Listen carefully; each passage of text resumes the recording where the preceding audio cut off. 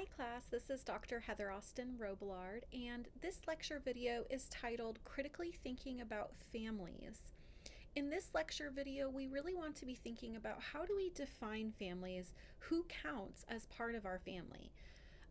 Is it just relatives that are blood related, or can we include family outside of the immediate family, or friends, or pets, or adopted children? Can individuals be connected through care and trust as well as tension and conflict? What about the advancements of technology with the use of in vitro fertilization and surrogacy? In this lecture video, I hope you're able to answer some of these questions and start to critically think about what a family actually is. The outline for this lecture video is going to include answering the question, how do we define family?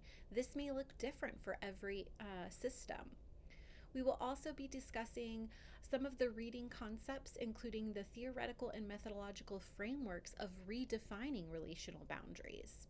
And then we're also going to talk a little bit about family structures and practices and representations. In your reading, Look at Fish, we want to think about how does this apply to our subject of addiction within families?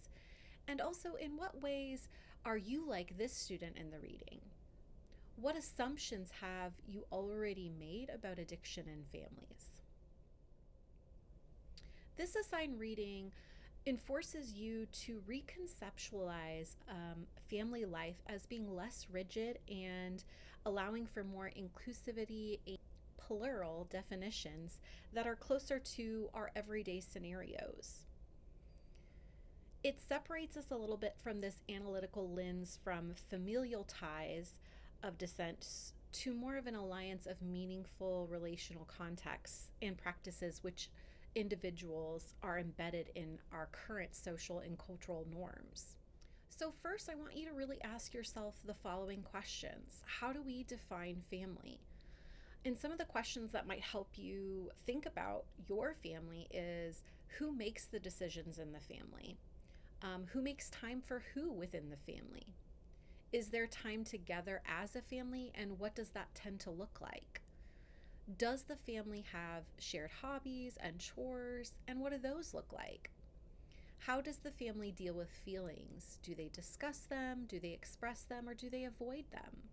These are all things that will help us come up with a good definition for how we define our family. And as you noticed in the reading, how we define a family starts to ask specific questions like what are the changes in the contemporary societies that have redefined our family? For example, maybe a family used to be this nuclear mom, dad, 2.5 children, and over the course of the decades, it has changed and morphed into being extended families, grandparents, cousins, family friends, adopted children. Another question to ask yourself when you're thinking about defining a family is, can friends be included in family? Can they be really close or intimate friends that become part of our family? And is this based on care and trust? We also want to ask ourselves, how do we maintain these ties despite separation from our parents, like going off to college? What about our attachments to our pets? And then with the medical advances in reproductive health, what about in vitro fertilization and surrogacy? How do we define those within a family context? In your reading, it discusses a theoretical and methodological framework for redefining relational boundaries. And in this framework, it talks about three different approaches: innovative approach, relationality approach, and configurational approach. The first approach we'll talk about is the innovative approach. Within this approach, we are really thinking about doing family instead of being family by focusing on the family practices that we have in our everyday life. So doing family instead of being family turns family into an adjective rather than a noun. It allows for a more inclusive and fluid conceptualization of family beyond the limits of just blood or household structures. Within this approach, we think about Two terms: family displaying and family negotiations. The term displaying refers to how people enact their family and other close relationships in their own lived experiences. The term display refers to the process in which individuals or a group of individuals convey to each other their certain actions that constitute doing family.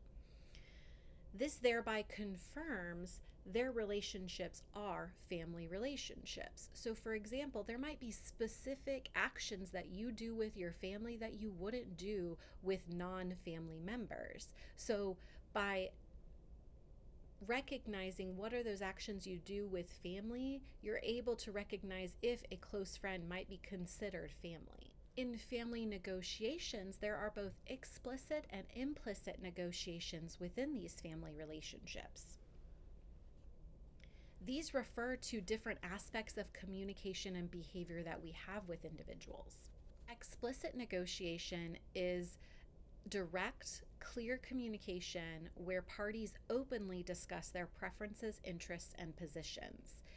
In explicit negotiations, there are characteristics of transparent, there leaves no room for interpretation or confusion, and clarity, the parties express their needs, demands, and expectations explicitly. Some examples of explicit negotiations would be when you're discussing salary in a job interview. Both parties are stating openly what their desired compensation is. Implicit negotiation relies on context, inference, and nonverbal cues. It often involves unspoken assumptions or hidden agendas. Some characteristics of implicit negotiations would be ambiguity and context dependent. So it considers the broader context and cultural norms. Some implicit negotiations in family might be certain allowed emotional expressions that are given through verbal cues. So maybe somebody frowns when you laugh really loud. That would be an implicit negotiation on interactions. Relationality takes this approach a step further in decentralizing the status of family by broadening the spectrum of relationships on the grounds of personal life. This conceptualization opens up other ways of looking at connectedness through relationality, i.e., by focusing on the active work of building, maintaining, and negotiating meaningful relationships over time. In relationality, the concepts of personal life include all sorts of family types or different types of relationships, the severity and intensity of intimacy, diverse sexualities, friendships, and acquaintanceships. In configurational approach, this method views families as a network of interdependent people with each person's actions and decisions affecting the others. This perspective also distances itself from the predefined relationship categories and families as a fixed entity. It is inspired by a social network analysis. Families and personal networks are seen as constellations of significant ties that are linked to mutual emotion, material and identity of interdependencies, and conflict and ambivalence. Next, we're going to talk about the different areas of family interaction. The first area is communication. Remembering that communication is a process. It is a two-way street, so it needs to be mutual, and we need to be open and honest. Another area is acceptance. Again, this is a process, both looking at the good and bad, being able to let go of certain things and help adjust our expectations. With reality, we want to focus on the facts within the family and also let go of some of these family myths that we have. Within individuality, we want to develop a sense of self and recognize others' individuality. When we think about family interactions of expressing needs, we need to remember that needs are important. They may not always be satisfied, and they tend to change over time. They may not be the same as they were 10 years ago. When it comes to growth, we need to have a personal commitment to growth. Also thinking about why is growth important and what happens when we don't grow. As we end this lecture, I want you to think about a few questions that will, one, help you with some of your assignments in this course, as well as help you think critically about your own family. So one, how do we define family? What are the approaches in the theoretical and methodological framework of redefining relational boundaries? What does doing family instead of being family mean? And what are some examples of family interactions? As you've completed this module, I would like you to ponder, how does this relate to my own family? What are some of the common dynamics within my family? And how would my personal growth contribute positively to my family? I hope you enjoyed this lecture. Thank you and have a great day.